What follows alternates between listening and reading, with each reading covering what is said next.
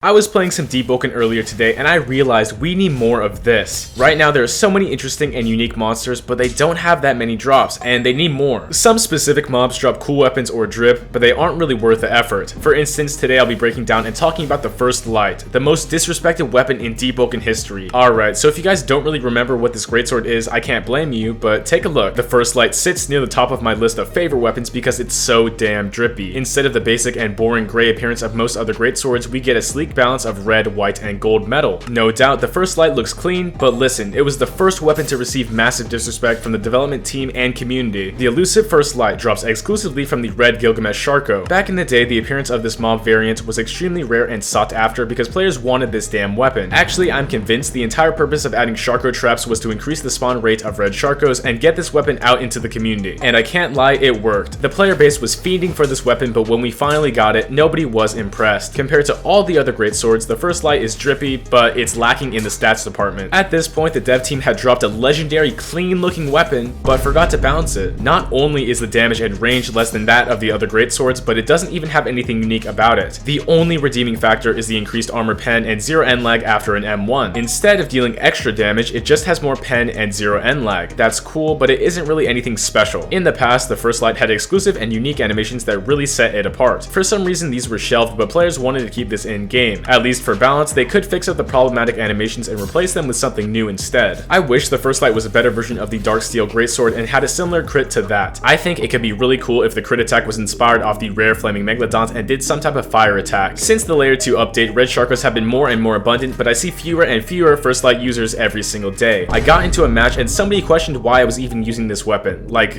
they were confused. Most builds and most players have no purpose in using a weapon that's a straight up downgrade to the conventional and easier to find weapons. It's sad. For once, this idea really makes no sense to me. Why would an item so rare be underwhelming in both its gameplay and stats? They need to buff this. In addition to buffing the First Light, why don't they add more unique weapon drops to the other monsters around Deepwoken's world? I know some mobs like the Stone Golem and the other Stone Golem drop exclusive weapons that are kind of just reskins. Maybe, just maybe, inspired critical attacks or unique status attributes could spice up these weapons and inspire players to farm in areas they wouldn't normally visit. I mean, look at Void Zones. Do people really go there? Think about it. They even gave a unique crit to the Petra's Anchor, so why not any of these? Let me know down below what you think should receive the next unique crit attack. That's all for now, and make sure to like and subscribe. Have a good one!